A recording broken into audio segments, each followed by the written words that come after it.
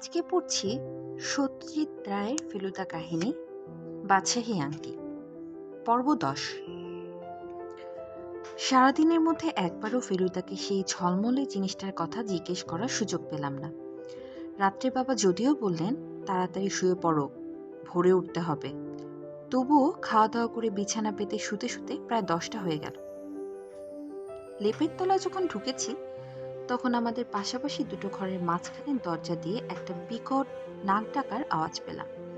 ফেলুদা বলল, বিলাসবাবু। আমি বললাম, কি করে জানলে? কেন, কাল ট্রেনেও ডাকছিল শুনিসনি? ট্রেনে? বিলাসবাবু ট্রেনেও ছিলেন? তাই তো, একটা রহস্যের হঠাৎ সমাধান হয়ে গেল। ওই বুড়ো আঙ্গুল। ফেলুদা আস্তে করে আমার পিঠ চাপড়ে বলল, গুড। ঠিক কথা, আমাদের উপরের বাঙ্কে উনি সারা রাস্তা চাদর মুড়ি দিয়ে শুয়েছিলেন।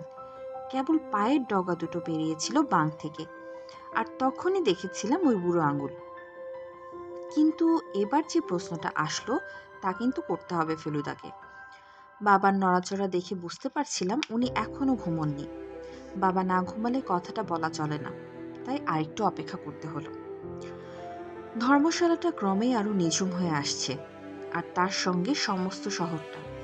শীতকাল, তাই এমনিতেই লোকে তাড়াতাড়ি শুয়ে পড়ে। আমাদের ঘরের ভিতর অন্ধকার, বাইরের উঠোনে বোধহয় একটা লাইট জ্বলছে, আর তারই আলো আমাদের দরজার চৌকাঠে এসে পড়েছে। এবার আমাদের ঘরের মেঝে থেকে যেন খুট করে একটা শব্দ এলো। ইঁদুর টিদুর কিছু একটা হবে বোধহয়। এবার বাবার খাটিয়া থেকে শুনলাম তার জোরে জোরে নিঃশ্বাস পড়ার শব্দ। বুঝলাম উনি ঘুমিয়ে পড়েছেন। আমি ফেলুদার দিকে ফিরলাম, তারপর গলা নামিয়ে একেবারে ফিসফিস করে বললাম, ওটা আংটিই ছিল, তাই না?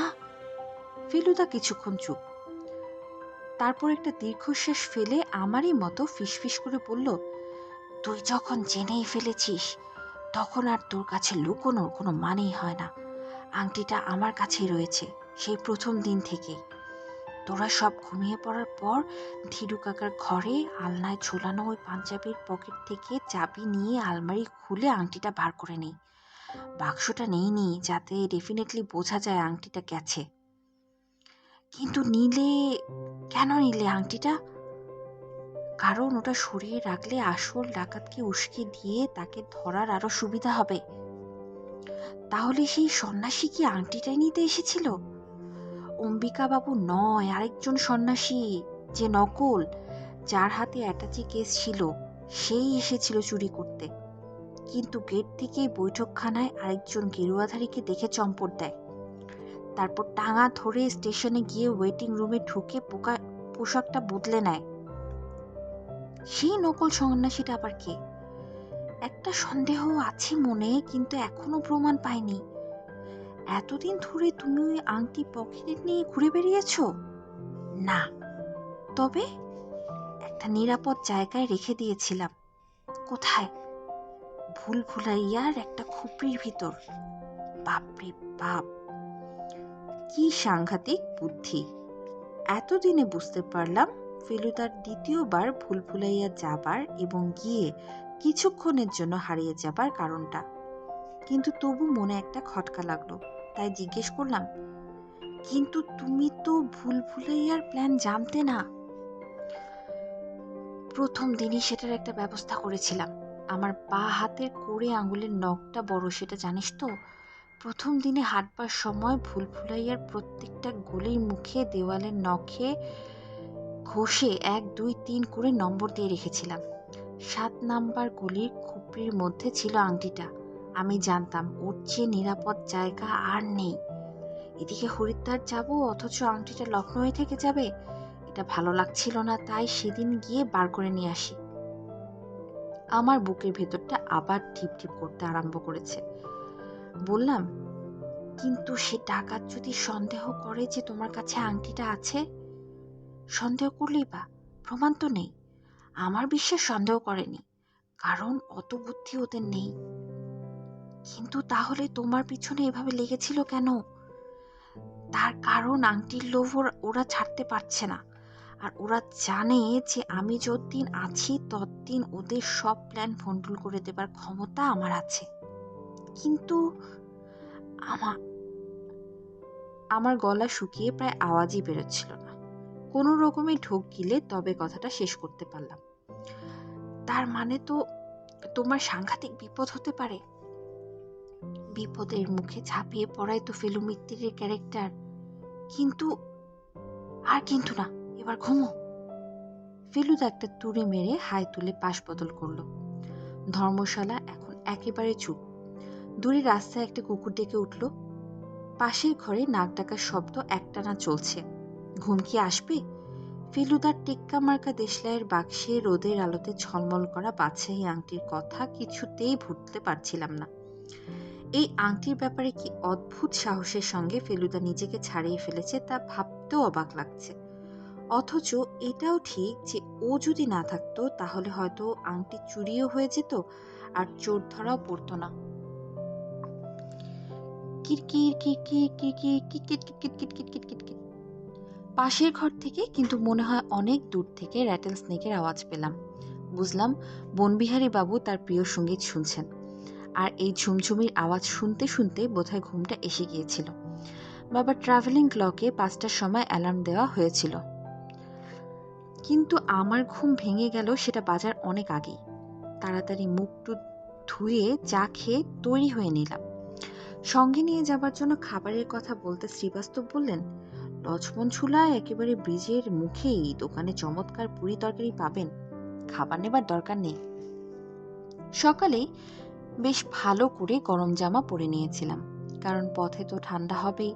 আর লক্ষ্মণ ঝুলার হাইট বেশি বলে সেখানে এমনিতেই এখানকার চেয়ে বেশি ঠান্ডা। 6:45 সময় দুটো ট্যাক্সি পরপর এসে ধর্মশালার গেটের সামনে দাঁড়ালো। আমাদের সঙ্গে সঙ্গে দেখলাম বিলাসবাবুও এসেছেন। শুনলাম উনিও লক্ষ্মণঝুলা যাবেন বলে আমাদের দলে ঢুকে পড়েছেন।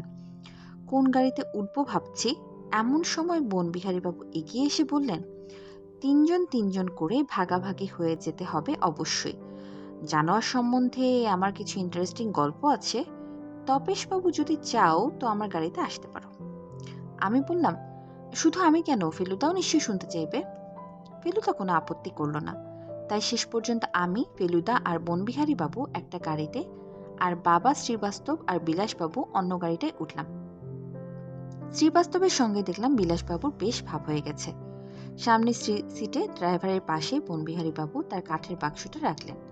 বললেন, এইটাতে আমার অজগর আসবে। পিছনের সিটের মাঝখানে ফেলুদা, আর দুপাশে আমি আর বনবিহারী বাবু বসলাম।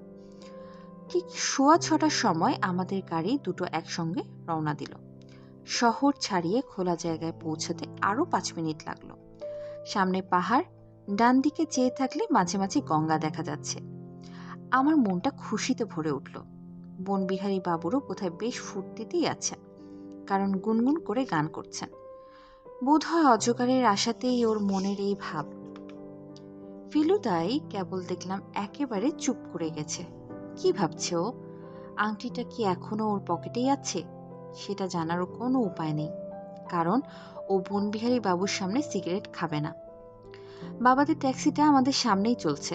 ট্যাক্সির পিছনের কাচের ভিতর দিয়ে দেখা যাচ্ছে বিলাসবাবু শ্রীবাস্তবকে কি যেন বোঝাচ্ছেন। হয়তো শ্রীবাস্তব এই ফাঁকতালে তার হাতটা দেখিয়ে নিচ্ছেন। বনবিহারী বাবু হঠাৎ বললেন, শিশির ভেজা রাস্তা থেকে এখনো ধুলো উঠছে না, কিন্তু রোদের তেজ পারলে উঠবে। আমার মনে হয় ওদের একটু এগিয়ে যেতে দেওয়া উচিত। এই ড্রাইভার, একটু আস্তে চালাও দেখি।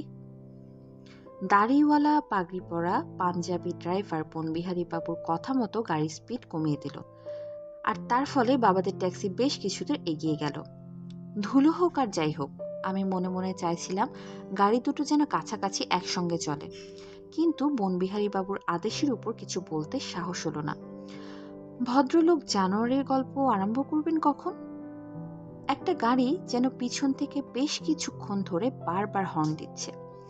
বনবিহারী বাবু বললেন, এই তো জ্বালালো দেখছি, পাশ দাও হে ড্রাইভার, পাশ দাও, নইলে প্যাক প্যাক করে একেবারে কান ঝালাপালা করে দিবে।